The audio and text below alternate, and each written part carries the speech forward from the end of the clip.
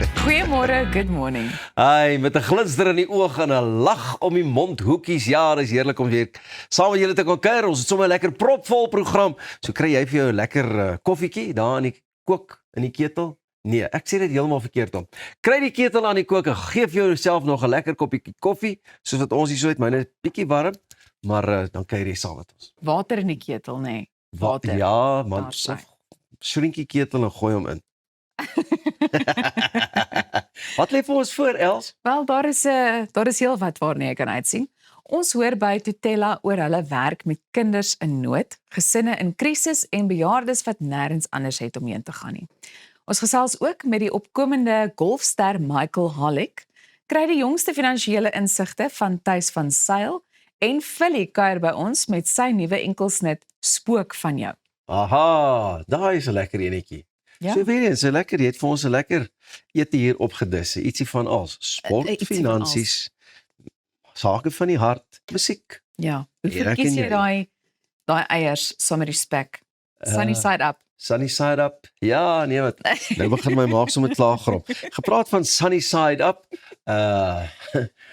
Tell me a little about a sunny side up story that you have for us, please. Ja, jy verwys natuurlik na die interessante brokkie wat ek opgedis het. Nee, ek het dit nie opgedis nie, maar wat Ek gelees en gesien met iewers. betrekking tot Charlize Theron. Oh yes, Charlize Theron. Charlize Theron. Wel, sy beweer dat haar Suid-Afrikaanse afkoms die rede is waarom sy nie van die sogenaamde small talk hou nie. Goed. Mooi. Die Oscar-bekroonde aktrise Charlize Theron het 'n aanlyn debat ontketen nadat sy gesuggereer het dat haar grootwordjare in Suid-Afrika moontlik die rede is waarom sy nie 'n aanhanger is van oppervlakkige geselsies nie, né? In 'n onlangse onderhoud het Theron erken dat sy 'n baie direkte mens is, of jy weet op die man af is, en dat mense dikwels haar benadering as koud ervaar. Sy het geskerts dat Amerikaners baie beter is met sosiale praatjies, terwyl sy verkies om op die man af te wees. Theron het ook onthul dat baie mense verras is om dan nou uit te vind dat sy eintlik baie emosioneel en liefdevol met haar kinders is, omdat hulle verwag dat sy baie harder voorkom as wat sy werklik is. Haar kommentaar het groot bespreking aanlyn veroorsaak en baie Suid-Afrikaners stem saam dat mense hier geneig is om meer direk te wees, terwyl ander meen dat persoonlikheid veel meer daarmee te doen het as wat nasionaliteit daarmee te doen het. Ja, maar ons Suid-Afrikaners is ons maar geneig hoor. Wel, voordat ons daarby uitkom, Wat dink jy? is jy 'n aanhanger van die sogenaamde small talk? Ek kan dit eintlik baie goed doen, maar ek weet nie of ek altyd daarvan hou nie. Kom Maar ek, ja, kom ek en sê jy? vir jou, ek gaan op die manne wees, ek hou niks daarvan nie. Dit is juist waarom ek sommige geleenthede vermy en dit net nie bywoon Ja. nie, want dit is vir my, daar's vir my niks erger nie. Ek is iemand wat daarvan hou, daar moet diepte wees in 'n gesprek, dit moet opreg wees, en ek dink veral in hierdie bedryf is dit baie maklik om net, jy weet, oppervlakkig te wees, maar goed. Nou kom ons by die kwessie uit van, het dit te doen met die feit dat ons Suid-Afrikaners is, of gaan dit meer oor persoonlikheid? Wat dink jy? Beide. Okay. Ek glo daar Raai gaan 'n root wees. Grotendeels persoonlikheid, tada, en dan anderzijds kan jy dat nou maar blameer op jou herkoms. Ek weet nie of ek saamstem dat dit met nasionaliteit te doen het nie. Ek Dink dink jy? dit gaan oor persoonlikheidstipes. Kry introverte, ekstroverte, mense wat vir wie dit baie makliker is om te sê wat hulle dink, True that. terwyl ander 'n bietjie bang is vir konflik miskien in die proses. Maar ek dink ek verkies mense wat dan nou maar op die man af is, want dan weet jy presies waar jy met hulle staan. So eintlik wat sy probeer sê is geen meer oggendgeselsies voordat ons begin hier met nou Els nie. Ek sal maar net sê Els, lekker naweek, lekker dag, lekker Ja, week. daar sy. Maar ons like jy nog steeds. Nee, kyk, ek sê net 'n mens moenie doekies omdraai nie, maar ek verstaan. Ek dink dit is net vir my, dis vir my 'n interessante Dis baie uitgangspunt van haar. Ja, ek dink dalk moet sy maar net erken is haar persoonlikheid. Okay, jy wen hierdie ronde. Dit gaan alles oor persoonlikheid. Nee, kom ons vind 'n middeweg. So 'n bietjie van albei. Okay. Soos wat jy gesê het. So thank you for that, Charlize Theron, from me, Peter Cohen, and Elsa Esterhuizen. Hoe sal hulle dit in Amerika uitspreek? Esterhuizen. Jy vra my vas. Mr. Houston, we have a Ons weet problem. Hulle gaan nie meer 'n probleem hê met Elsa nie, want prinses Elsa van Ja. Frozen het vir my deure oopgemaak. Sy prinses Elsa. Nou ja, baie dankie vir daardie storie. Ons volgende storie gaan oor die eer betoon aan 'n Nederlandse kunstenaar. 'n Museum in Rotterdam, Nederland, bring tans hulde aan die ontslape kunstenaar Wim T. Schippers. Deur meer as luister gou mooi, deur meer as 360 kg grondboontjie botter oor 'n uitstalsaal se vloer te smeer. Genoeg grondboontjie botter om sowat 15,000 toebroodjies te kan smeer. Hoe's daai? Die kunswerk, bekend as die Pinda kaasvloer, natuurlik grondboontjie bottervloer, is oorspronklik reeds in 1969 deur Schippers gekonseptualiseer. Die kunstenaar wat verlede maand op 83-jarige ouderdom oorlede is, was bekend vir sy ongewone en humoristiese skepings wat die definisie van kuns uitgedaag het. Die uitstalling is tans vir 2 maande by die Museum Boijmans van Beuningen te sien. Die grondboontjie botter is oor 'n 6-hoekige oppervlak van 25 vierkante meter versprei met 'n dikte van ongeveer 2 cm. Voor sy dood het Schippers en die museum 'n deeglike 20-puntplan opgestel vir die toekomstige herskepping van die werk. Een van sy kerninstruksies was dat die grondboontjie botter so glad en vervelig as moontlik aangewend moet word. En dat niemand toegelaat word om daarop te staan of te lê nie. Regtig? Dit het museumwerkers dae geneem om hierdie oppervlakte met spesiale spane presies glad te stryk. Die kunswerk prikkel nie net die oog nie, maar ook die neus. Besoekers merk op dat die reuk van grondboontjie botter die hele gebou vul.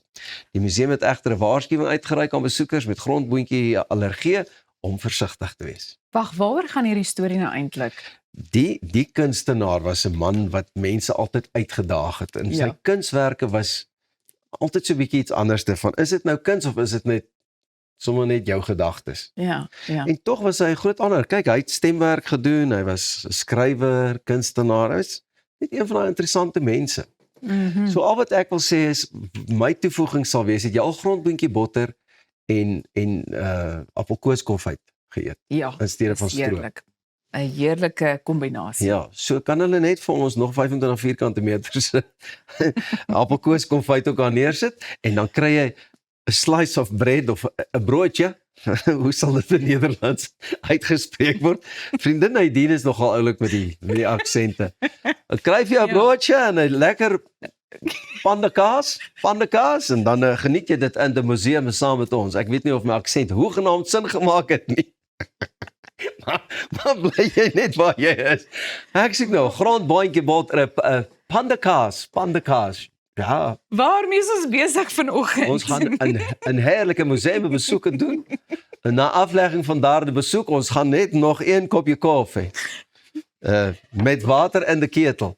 Daar sy. Het ek reg gekom? En dan goeiemôre, good morning. Ek kom los. Hartlike ek sê my baan. Hartlike goeiemôre, good morning. Nee, wat? Goeiemôre, good morning. Bly net waar jy is. Ons is nou weer terug en ons gesels natuurlik nog oor baie allerlei lekker dingetjies. En ons gaan 'n bietjie kyk na jou finansiële toekoms en dis meer sport, musiek en sake van die hart. Dankie wel. Sien julle nou weer.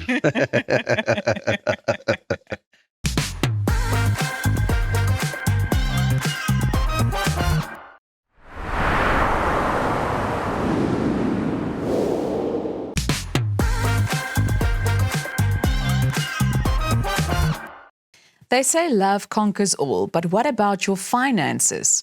Today we unpack why the person you choose as a partner could be one of the biggest financial decisions you'll ever make. From shared goals to debt, maintenance, and financial transparency, we'll explore how relationships can make or break your financial future.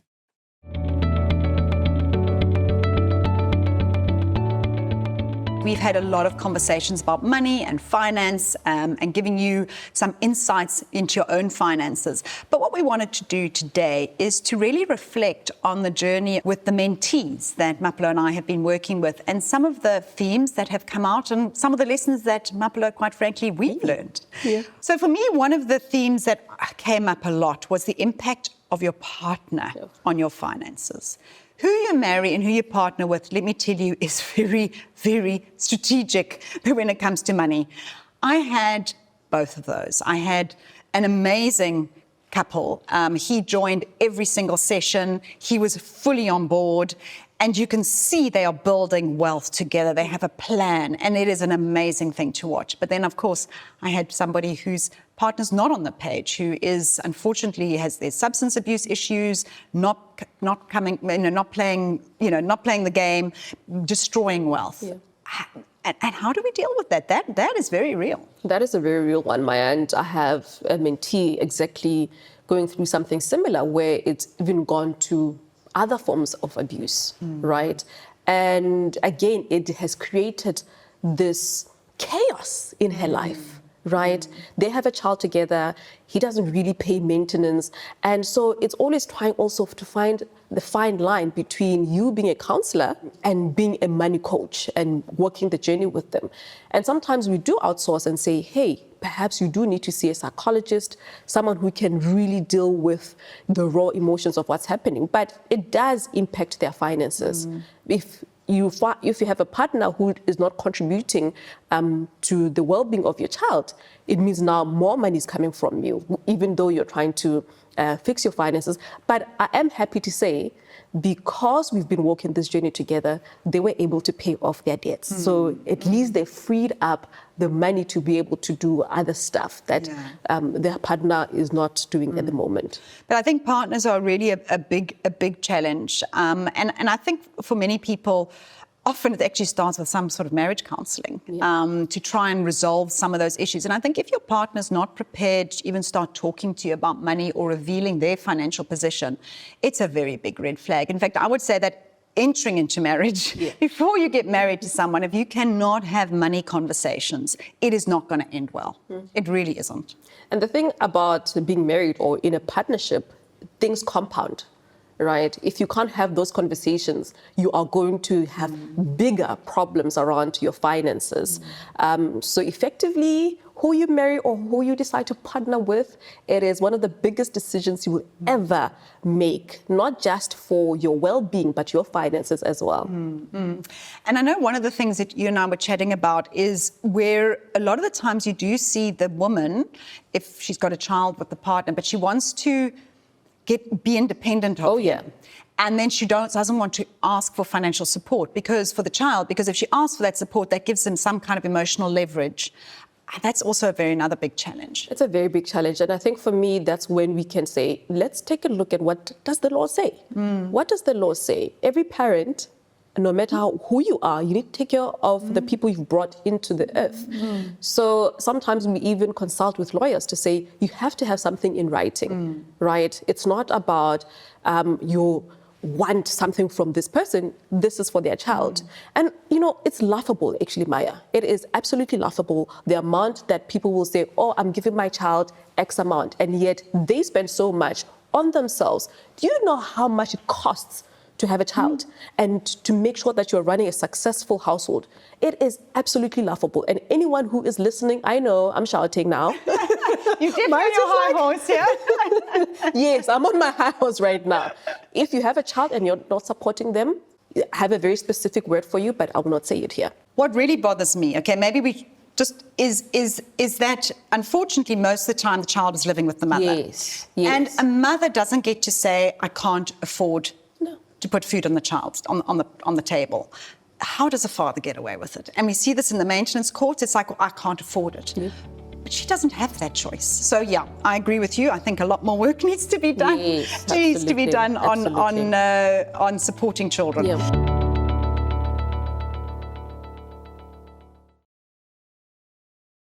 Go to the website as shown below for more on this discussion.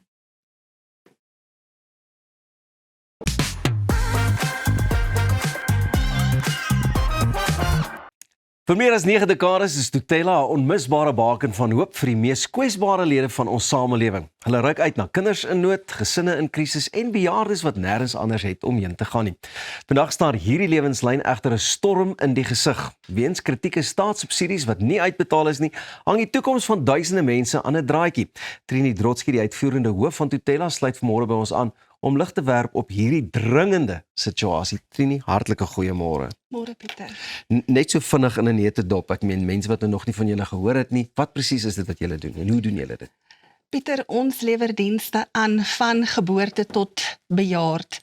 So ons maak seker dat ons kinderbeskermingsdienste doen, bejaardes in fasiliteite versorg en dat mense wat by ons aanklop beter gelaat word.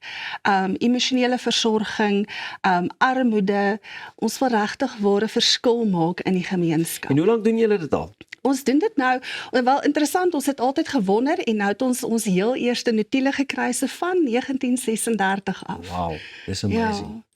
En uiteraard, soos wat ek genoem het, julle maak baie staat op subsidie van die regering af nog altyd en seker dan maar ook mense wat befondsing doen en net bietjie geld vir julle gee en een kant toe stoot. Wat is huidiglik die situasie? Klink vir my of die dinge nie te goed gaan finansiëel gewys nie. Ja, Pieter, ons het nou vir jare staatssubsidie gekry en ons het afhanklik geraak van daardie staatssubsidie. Die afgelope 15 jaar geen verhoging in enige mate op die staatssubsidie nie. En so sedert 4 jaar terug was ons gewoond aan 'n 3 jaar befondsingsooreenkoms met die staat en skielik kry ons nie meer daardie 3 jaar befondsing nie. Ons moet elke jaar veg vir daardie befondsing en hierdie jaar het ons eintlik nogal 'n groter krisis gehad. Ons was een van die minder organisasies wat nie ooreenkoms ontvang het nie en ons moes later briewe skryf en dreigbriewe skryf en einde het ons diensooreenkoms ontvang, ons subsidie is inbetaal, maar daar's ander NPO's wat nog steeds nie dit kry nie, wat nog steeds nie hulle subsidie ontvang het nie. Hoorie en luister met dit, ek meen as 'n ou nou dink hoe lank julle dit doen, julle het ook hier by 60 of wat duisend begunstigdes na wie julle moet omsien. Ja. En die groot probleem met dit is ons sit met daardie begunstigdes wat ons help. So jy moet 'n verhouding bou met hulle. Ons maatskaplike werkers kry nou 1 jaar kontrakte want ons kan nie 'n toekoms vir hulle waarborg binne in die NPO sektor nie. En jy as 'n begunstigde kom by 'n organisasie soos ons in desperaatheid. Dis jou enigste opsie en jy moet jou storie deel, daai storie wat vir baie mense vernederend is. En môre kom jy terug en jou maatskaplike werker is nie meer daar nie, want sy sien nie kans vir hierdie geveg vir elke jaar nie. Dan soek sy 'n werk wat meer stabiliteit bied en sy gaan na 'n ander organisasie wat nie elke jaar moet veg vir 'n kontrak nie. Die kliënt op die straat weet dan nie wie's my volgende maatskaplike werker, nou moet ek my storie oorvertel. So daai hele ding wat daai lekker momentum gegee het, word dan nou 'n bietjie gehalter. So hoe kan 'n gewone ou op straat besigheidseienaars net op 'n manier vir julle ook help om 'n hupstoot te gee? Ja, ons het verskeie projekte, ons het ons gala-aande, ons het 'n wynaand wat volgende jaar kom, so om deel te raak van daai projekte, maar ons groot behoefte op die oomblik, ons moet 'n manier kry om 'n standvastige inkomste te kry, so besigheidsmense daar buite, wat ons kan help om 'n klein sakeonderneming op die been te bring. Ons is maatskaplike werkers, ons is nie finansiëel kundig nie, so iemand wat ons kan help om 'n social enterprise op die been te bring, dat ons 'n standvastige inkomste te kry, sodat daardie mense wat dit regtig nodig het, hierdie diens kan kry. Die diens word gratis gelewer deur maatskaplike werkers. Kwaliteit, professionele dienste, maar dit kos geld. En ons gaan seker maak dat almal daarvan bewus is. Dankie vir die vinnige inloer, baie sterkte ook, en as jy meer wil betrokke raak by Tutela, ons gaan ook al die info vir julle deel.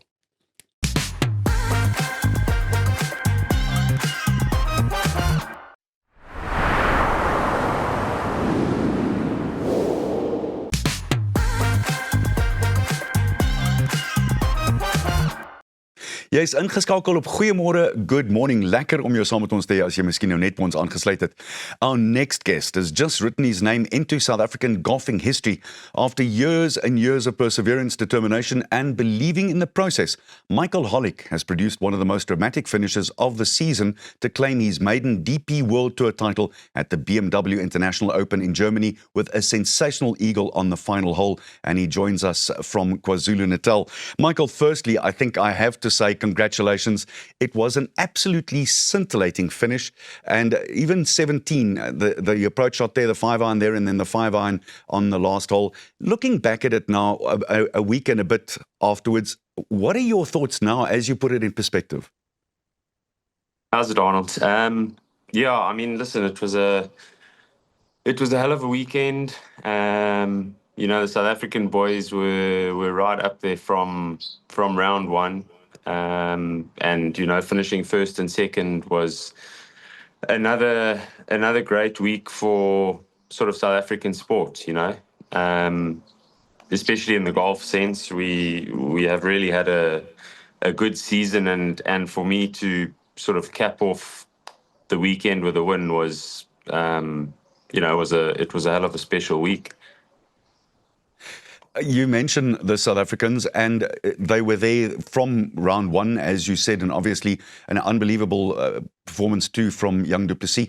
But it's been the whole season. If you look at young Casey Jarvis coming through, and so many superb young South Africans on the other side, you're with respect on the other side of that spectrum. What is it about South African golf that's coming through on the DP World Tour at the moment? What do you think is adding to that? I think, I've spoken to a lot of the sort of older European players, and it's definitely something to do with the Sunshine Tour and the competition that we have out on the Sunshine Tour in South Africa. I think it is certainly a breeding ground for success. The level of competition is so high. And to be honest with you, I think if it wasn't for the sort of financial aspect of having to travel over to Europe and travel in euros off the rand, we would probably see a lot more South African golfers playing abroad. So I think that's definitely an aspect to it. But the Sunshine Tour just breeds really good golfers. Majority of the guys sort of cut their teeth playing the Sunshine Tour and then progress onto the DP World Tour or the PGA Tour. South Africans are just good sportsmen. I think we, as people, are resilient. I think we don't get too complacent. We get on with things. Sport being such a big sort of element in our schooling system definitely helps. So I think all of those factors add to the sort of success that the South African golfers have had over the last 20, 30 years. But, in particular this year, I think that this is the 7th tournament on the schedule that's been won by South Africans. Yeah. Truly magnificent performances. Michael, I'm very interested. Just put it in context for our viewers. And I know a little bit of your history, but I'd like to hear it from your mouth. How many years has it been since this massive breakthrough for you and securing a job for the next few years on the DP World Tour? Yeah. So I turned pro in 2012 and played the Sunshine Tour since then. I won fairly early on in my Sunshine Tour career. In 2015, I was 28 years old. I went to university after school and studied and got a degree. And then once I did that, I became a professional golfer. So I had pretty good success within the first 4 years. And then I had probably a good 6-7 years where it was a real struggle and grind, and I actually really wasn't doing that well. And then in 2022, 2023, I kind of took a step away from playing professional golf full time, and I started coaching. And then found my feet, and I've had 4 wins since 2024. So yeah, it's been a hell of a roller coaster. It's been a ride, but we've managed to get to the right destinations in the end. But it's the golfing career is quite a long one, and there are humps and bumps along the way. It's not always smooth sailing for everybody. I did notice that several of the commentators did say that the golf course in Munich really suited the South Africans, bent grass greens, where it was very much South African conditions in some ways. Did you experience it like that? Yeah, absolutely. Yeah, for sure. Obviously, this being my first year on the DP World Tour, I haven't played any of these golf courses. So every week is a new experience, learning a new course and trying to sort of navigate my way around. But when we were playing our practice round on the Monday or the Tuesday, one of the guys who does commentary, who was an ex-player on the DP World Tour, and I had played with him back in South Africa in 2012, 2013, he said to me, "Cheese, you're going to feel right at home this week. You know, it's very similar to sort of Joburg golf courses. And yeah, it was. I mean, there were quite a few South African guys within the top 20. I think the bent grass greens obviously being one element, but that sort of traditional parkland sort of course, trees and a bit of water, it definitely felt like courses that we would have played back in Johannesburg, Pretoria, those sort of areas. Michael, talk to me about those two last iron shots in, firstly the tee shot on 17 and then the tee shot on 18 into the 18th green to set up the eagle. What are your thought processes there, and were you aware at all of the pressure? Was there pressure in your head or not at all? So my iron play has been really, really good the entire season. To put it into context, the week before we were in Italy, and, you know, we have statistics every week, breakdowns of, you know, how things have gone. And I led the field in ball striking, so sort of into the greens and iron play and stuff like that. But my putting I just didn't make any putts. And I actually spent the whole of Saturday night in Italy having a conversation on ChatGPT, sending in all my data, picking up data, saying like, listen, what's the story here? I'm really playing well, but I'm just not seeing it. So yeah, I mean, to go on the 17th hole, I knew I was behind. I had no idea how many shots behind I was. I knew Henny had been playing really well. And I kind of, at that stage, I was almost thinking to myself, well, it's now a battle for second place with Bernd Wiesberger, who I was playing with. So at that stage, I didn't know. And, you know, obviously I hit a great iron shot on 17. I was very calm the whole day, very relaxed, never sort of once got into those moments where you feel a bit overwhelmed or, you know, the heart's racing too much. And then on 18, the same thing, didn't really know how we stood until I got to my ball. And I said to my caddy, I said, can you ask the camera guys for some scores? And Mike, I said, hate to interrupt you there. I'm dreadfully sorry. Time, unfortunately, has caught up with us. I could talk to you forever about this, but well done and congratulations. Very, very proud of you. Bly ingeskakel. Ons is net hierna weer terug.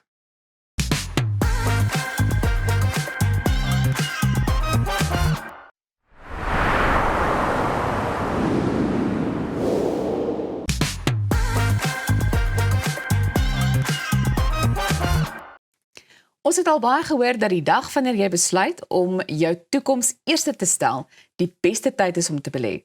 Maar hoe en waar begin 'n mens? Wel, Thys van Sail kuier vandag weer hier by ons om al hierdie vrae te beantwoord. Ons is so bly. Thys, welkom terug. Lekker om te wees Elsma.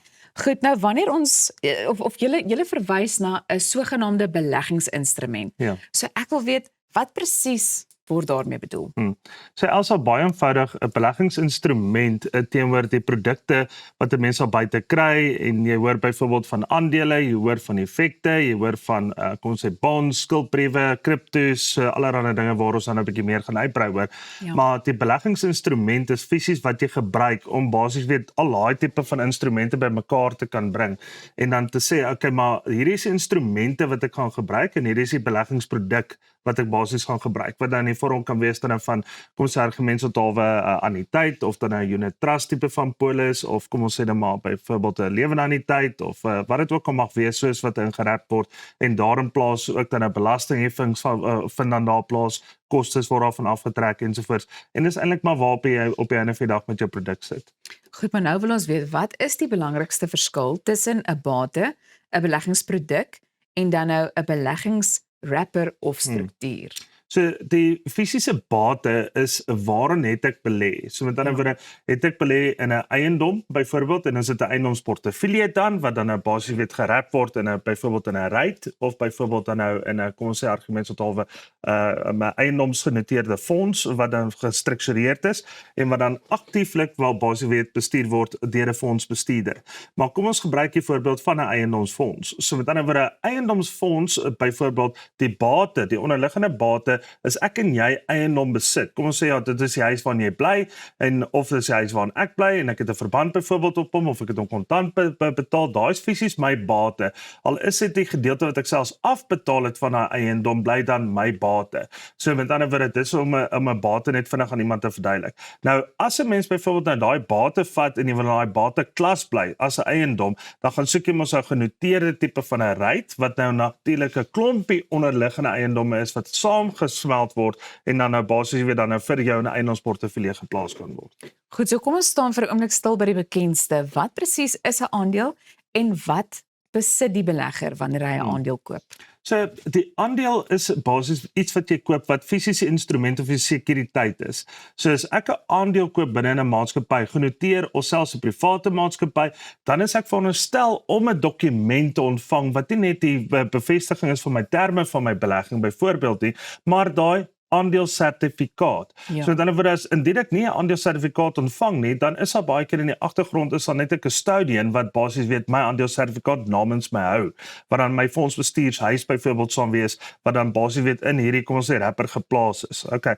Maar as ek byvoorbeeld nie 'n custodian het nie, dan moet ek nog steeds dan daai aandelesertifikaat behou, want dit is fisies iets wat ek koop. So as ek in 'n winkel ingaan en ek gaan koop 'n pakkie chips, dan ontvang ek die pakkie chips en ek gaan geniet die pakkie chips. Okay, dit is met dit. Okay. So as ek iets koop, dan moet ek iets daarvoor ontvang. Sodra ek nie iets daarvoor ontvang nie, dan is daar iets fout. Okay, want dit is baie kere waar ons sien ja, daai skemas uitkom, bedrogsaake uitkom en 'n klompie ander elemente wat uitkom. Want die eerste vraag is baie kere wat ek vir my kliënte sal vra is, maar wat het jy ontvang, jy weet vir hierdie belegging? En dan baie kere dan kry jy daai skrikwekkende antwoord wat sê ja, ek het nog niks ontvang nie. Jy sien, so die vraag is watter geur is daai pakkie skoutjies Dis die dan nou waarheid. presies? Maar hoe verskil voorkeur aandele van gewone aandele? Ja, so dis 'n baie interessante manier van basies weet van private sekuriteit uiteensetting en baie kere kry jy ook genoteerde, kom ons sê voorkeur aandele. So 'n voorkeur aandeel is nie noodwendig 'n direkte aandeel binne in die maatskappy nie. So ons noem daai gewoonlik 'n klas A of 'n B of 'n C, dit hang nou maar af, jy kan nou maar baie innoverend raak met dit, maar die kort en die lank is basies weet hy het ander regte as 'n gewone aandeel. So die woord is dan voorkeur. So baie keer het dit hang af hoe daai aandeel uiteengesit is. So hy kan voorkeur tot dividende hê, tot 'n winsverdeling hê, voorkeur tot likwidasie en hy het 'n klompie voorkeur aandele voorkeur voordele wat hy mag hê. Maar baie keer het daai aandele byvoorbeeld dan ook dan nie byvoorbeeld voting rights nie. So hy het nie stemreg byvoorbeeld nie. Hy kan ook nie basies insaai tot die maatskappy nie. So daar's 'n klompie dinge wat voorkeur vir jou is, maar daar's ook ander goedjies wat byvoorbeeld soos 'n publieke aandeel dan nou nie beskikbaar is vir jou nie. Nou, wat is die effek en hoe verskil dit van 'n bankdeposito? Ek dink 'n effek in 'n bankdeposito is eintlik wat som heeltemal teenoorgestel is. So 'n bankdeposito is ek gaan sit my geld binne in die bank, ek kry 'n voorgeskrewe rentekoers daarvoor, ek het terme byvoorbeeld van 7 dae, 30 dae of 'n jaar vir 5 jaar deposito. So met ander woorde daar's 'n terme tot my deposito wat ek gemaak het en dit is dan gewoonlik ook dan in 'n finansiële bankinstansie. Maar as ek gaan kyk dan die effek is basies jy weet ek gaan koop fisies, ek sit 'n deposito in, maar ek sit die deposito in 'n maatskappy in by wie ek daai effek wil hê. En dan daai effek is dan nou either kom ons sê 'n gewone aandeel of dan 'n voorkeur aandeel of 'n debenture of 'n skuldbrief of wat dit ook al mag wees, maar effek is basies weet 'n fisiese aandeel. So dit is nie enige een van kom ons sê 'n hybrid instrumente so skuldbriewe en daai tipe van goeders nie. Dis kan jy dalk vir ons verduidelik hoe dividende bepaal word?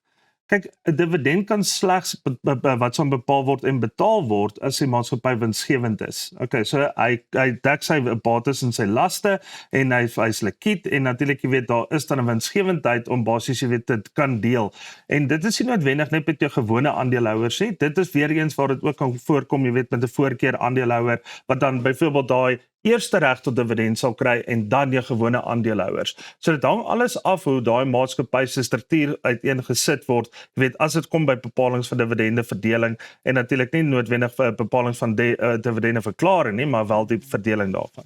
Goed, wat is 'n ETF en waarom het die gewildheid daarvan so toegeneem? So ETF is 'n exchange traded fund, maar as 'n mens byvoorbeeld gaan kyk, hy sal basies 'n mandjie van aandele se indeks gaan hy vir jou volg. So met ander woorde, ek gaan 'n mandjie van aandele daar op die tafel sit en ek gaan byvoorbeeld sê ja, dis die top 10 S&P 500 of is die top 40 JSE. Ja. So nou in plaas van dat ek fisies daai aandeel basies hou, jy weet binne daai mandjie, sal ek eerder die indeks van daai mandjie oor die algeheel sal ek dan volg. Okay, so dit beteken die top 10 van die S&P 500 in plaas van dat ek fisies gaan soek het vir die top 10, is hy outomaties daar binne en outomaties kry ek dan die top 10 van die beste, jy weet wat dan beskikbaar is my op daai gegeewe stadium van die mandjie wat ek aangekoop het.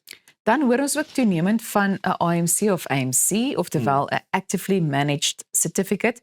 Hoe werk dit en hoe verskil so iets van 'n tradisionele fonds? Ja, ek dink is hierdie raak nou baie innoverender, jy weet, maar dit is tog 'n instrument wat al geruime tyd daarso is. Ja. So in plaas van dat 'n maatskappy sy bates en sy aandele byvoorbeeld beskikbaar sal stel, jy weet om verkoop te kan word, sal 'n AMC Actively Traded wat some certificate sal dan basies weer daai bate vat en hy sal dit hou as 'n skuld. Okay, so met ander woorde hy sal dan daarop sal hy basies dan kapitaal dan addisioneel gaan, kom ons sê net maar reis om met 'n baie beter woord te gebruik en daardeur jy weet die belegger kan dan ook hê akses dan daai tipe van kom ons sê net maar instrumente wat baie keer baie voordeliger is soos byvoorbeeld 'n voorkeur aandeel. Want daar is 'n klein bietjie meer sekuriteit en die meeste van die tyd is hierdie tipe van instrumente ook genoteer. So hy's ook publiek vir jou beskikbaar. Ons het 'n paar sekondes oor, maar met soveel verskillende opsies beskikbaar, wat is die belangrikste vraag wat 'n belegger moet vra? Ek dink is maar net waaraan belê ek en verduidelik my en dis hoekom ek om nou maar vanoggend so vinnig, maar so volgende week nog 'n bietjie hieroor praat, om net 'n paar instrumente rond te gooi. Jy weet, laat mense net verstaan, jy weet hoe werk dit? Hoe werk 'n onderliggende bate, hoe werk 'n instrument en natuurlik 'n wrapper en 'n bankdeposito en 'n klompie ander elemente wat beskikbaar is. So jy gaan definitief dan weer moet kom kuier want ons het baie vrae. Thys, baie dankie. Bly gerus net waar jy is. Ons is net hierna terug met 'n bietjie musiek. Jy kyk na Goeiemôre Good Morning, maak ook seker jy gaan volg ons op al ons sosiale media platforms.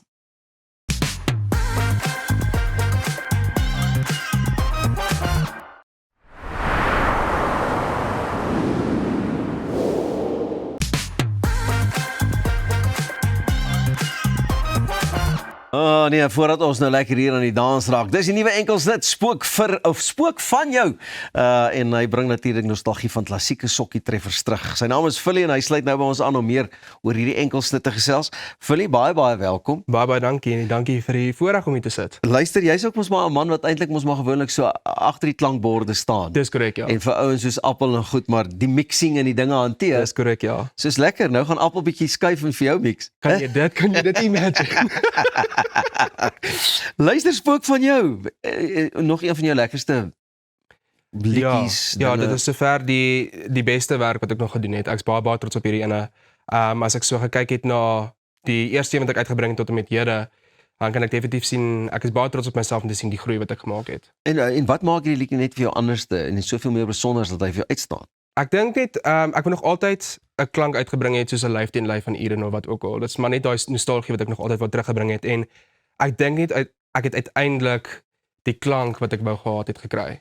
En soos ek gesê het, Marie wat hierdie song gemaak het definitief.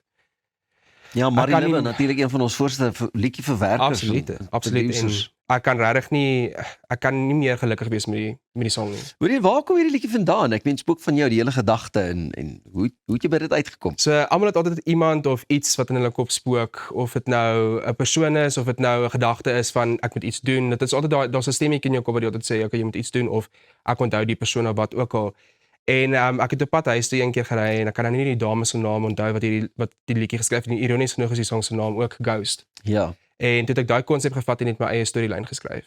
Beautiful man. En hy het lekker uitgekom want soos wat jy begin skryf het die storie seker maar net op vir jou. Die hoeveelheid keer wat daai liedjie verander het soos wat ek geskryf het, maar ek is baie gelukkig met die eindproduk.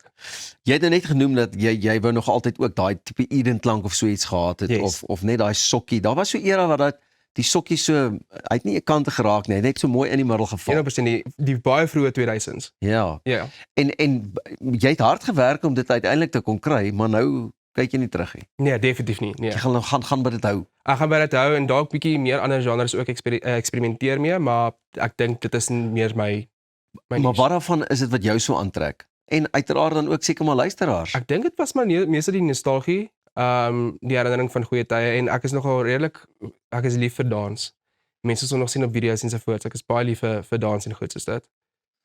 Is jy skaam en teruggetrokke ou dat jy ook eerder besluit het op die liriekvideo as 'n musiekvideo? Kyk vir my in my opinie, musiekvideo's is ongelooflik duur om te maak, om te vervaardig en goed soos dit en ek dink net op die einde van die dag ek gaan eerder met 'n lyric video wat goedkoper is as wat ek met 'n moeëse duur video is. Ja. So ek dink dit op die einde van die dag die mense like van lees en hulle sit dit op die YouTube as hulle braai en goed, wat ook al. So ek dink om eerder geld te spaar om 'n lyric video te doen as wat ons 'n normale video doen. Kyk, toe ek nog op skool was, so goed, het hulle altyd gesê, as jy dit ding neerskryf en as jy hom hoor, met ander woorde, as jy nou mos jou vrae en jou antwoorde vir jouself herhaal, dan gaan jy dit klaar beter onthou. So hulle lees, hulle sien Yes. en hulle hoor. So hulle Precies. gaan hom mooi onthou. 100%. 100%. Was daar 'n stadium wat jy ook op 'n stadium gesê het, luister, nee, ek weet nou het ons om hierdie liedjie gaan werk. Spook van jou gaan nou nie meer spook nie, hy gaan nou happen. Kyk, ja, presies. Ek het die eerste keer toe ek my woorde gaan neerlê het by Marie, toe het ek hom teruggehoor, ons noem dit 'n skeleton track. Hy het dit vir my teruggespeel en toe sê ek van soos, "Jog, okay, ek het daar gestaan in die studio met hoendervleis, ek was so, kyk, hierdie kan dalk moontlik aan iets verander." En toe hy dit vir my terugspeel toe hy finaal klaar is, sê ek van soos, "Okay, hierdie is die grootste een wat ek nog gedoen het." En dis waar ek besef het, okay, dit kan dalk werk. Lekker. So ons gesels nou oor die musiek en die dinge, maar hoe het jy in die bedryf beland? Ek het klankingenieurswese geswat vir 3 jaar by die SAIK, by Academy of Sound Engineering. En kort daarna het ek begin met in die industrie vir vir kunstenaars, klankdien ensovoorts, en dit het ek maar net by Apple geland en ons is snel van 2017 saam tot en met hede. Amazing. En is die gedagte om ook maar 'n bietjie shows en goeders te begin doen, Yes, soos wat dit absoluut. aangaan? Ja, dit is definitief so. Ek wil bitterlik graag, ek dink so van volgende jaar af wil ek graag begin die verhoog ordentlik betree. Is die plan dan om intussen maar nog 'n paar liedjies te skryf, of Yes. weet jy wat daar lê in die laaie wat nou ook maar net die nodige oomf nodig het, of? Ek is tans besig om nog te skryf.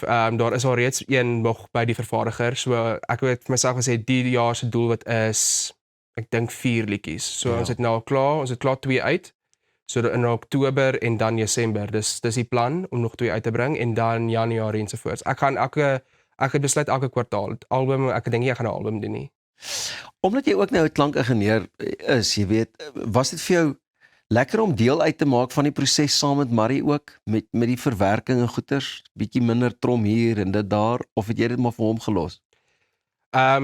Kyk, dit was baie ek het teruggegaan om toe en sê ek kan ons moontlik hierdie verander of Ja. daai verander, maar dit was baie klein goeders.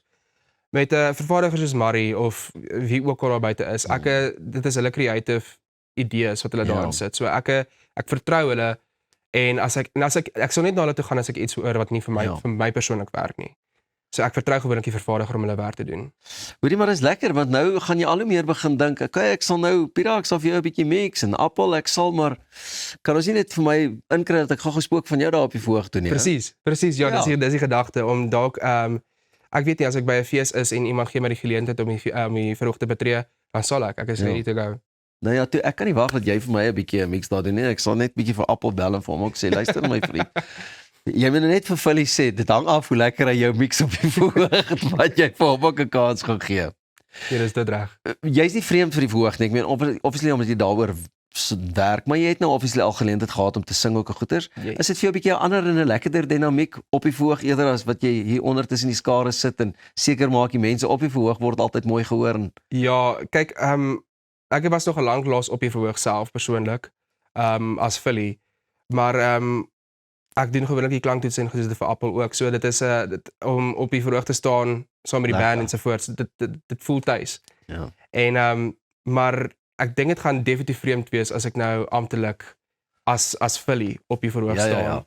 En nie aan die kant van die bord nie. So dit gaan 'n aanpassing wees. Alright, so daar's nog 'n liedjie of wat uit die pen uit moet kom en dan kan ons Precies. begin uitkyk vir jou op die verhoog. Wanneer kan ons verspook van jou begin sien en hoor? Is hy al uit? Spook van jou is althans uit. Hy het die 10de Julie laasweek Vrydag uitgekom. Fantasties. Maar baie dankie dat jy dit met ons kom deel. Dit dankie Philly en julle. sterkte vir jou my vriend. Baie dankie, ek waardeer. Sien uit daarna om nog meer van Philly te kan sien op die verhoog. Kyk ook uit vir spook van jou. Dis dan al van ons kant af. Ons sien julle môreoggend weer van my en die res van die span hier by Goeiemôre, Good Morning. Jy weet mos, mooi bly mooi en sorg dat jy nooit ophou droom nie. Lekker dag.